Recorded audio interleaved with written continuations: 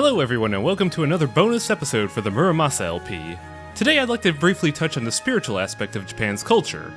I say briefly because not only am I in no way capable of remembering every fine detail of all these religions, but Japan is also a melting pot of various religions from both the entirety of Southeast Asia and even the European countries, so it'd be a bit of a task to list it all. The religious themes we see in Muramasa, though, are more than interesting enough to cover in their own right. Also, be sure to keep in mind that if any of my information is wrong, it's probably a great example of why schools don't allow you to use Wikipedia, because it's what I used. Before we go into more prominent religious tones, I want to first touch on two key numbers that appear in smaller parts of the game. The numbers 88 and 108. The number 88 is a number rooted in Chinese culture that seeped into Japan through the spread of Taoism and Confucianism. 8 is often seen as a sign of good luck since it sounds the same as the Mandarin word for wealth, and chains of 8 are often sought by people because of it. On the other side of this, 108 is a key number in Buddhism seen in several facets. The Bodhisattva asked Buddha 108 questions, many Buddhist scholars believe that humans have 108 emotions, and in Japan's New Year, Buddhist temples ring a bell 108 times to symbolize the 108 temptations one must overcome to achieve nirvana. Both these numbers are used sporadically through Muramasa, the most prominent example being the game has 108 swords that Muramasa forges in order to make a sword capable of severing fate. Now, on to the brief history of religion in Japan. There have been two major practices within the country, Shintoism and Buddhism. Shintoism is the original religion of Japan and is a type of religion known as animism. In Shintoism, every natural being has the capacity for the divine or the profane, and the people of Japan often perform rituals of purity to pay respects to many of these spirits such as the sun, bountiful crops, the economy, and so on and so forth. Many bits of Shintoism have a negative viewpoint on death and the afterlife, however, which is where Buddhism comes in.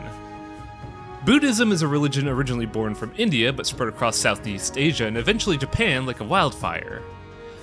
Buddhism focuses on concepts such as the cycle of rebirth and reincarnation across various material and spiritual planes, and the drive to attain enlightenment to reach nirvana. Buddhism and Shintoism have an interesting synergy with each other, with many Buddhist monks speculating that the Shinto gods are either alternate aspects or retellings of the Buddhist god stories. Because of this, both religions have been the primary choices of the pious to worship in Japan. We see the influences of these two religions quite prominently through Muramasa's plot, namely the Buddhist focus in Kisuke's plot, the elements of Shintoism and divinity in Momohime's plot, and how both characters each have a servant of Inari the fox god on their side.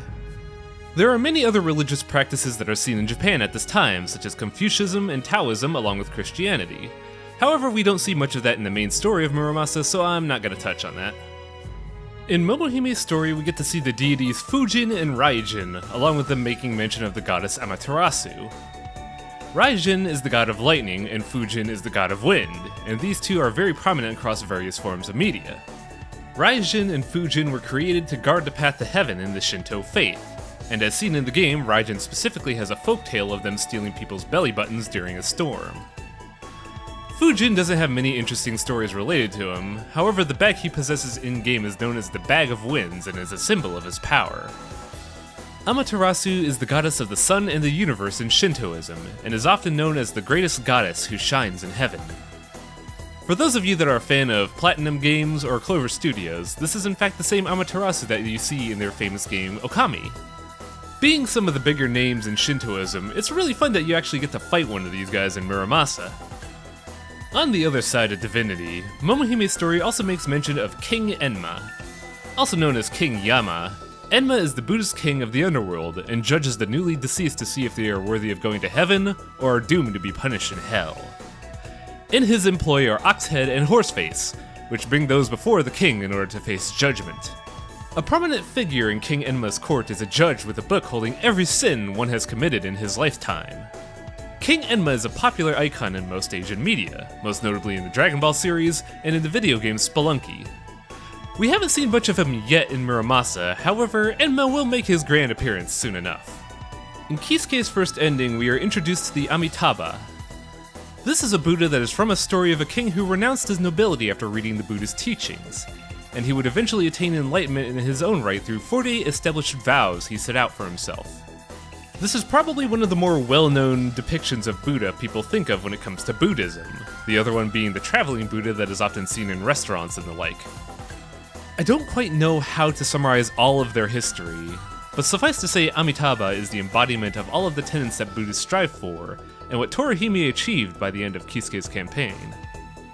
And that about covers my brief look into the religious themes covered in Muramasa. A famous man once said that Asia often picks and chooses what religious tenets they like, and you can kinda see that with how much of a hot pot of religions made their way into Japan during the Genroku era. Next video, we'll cover the bases of the first DLC with Nekomaras and Tanukis.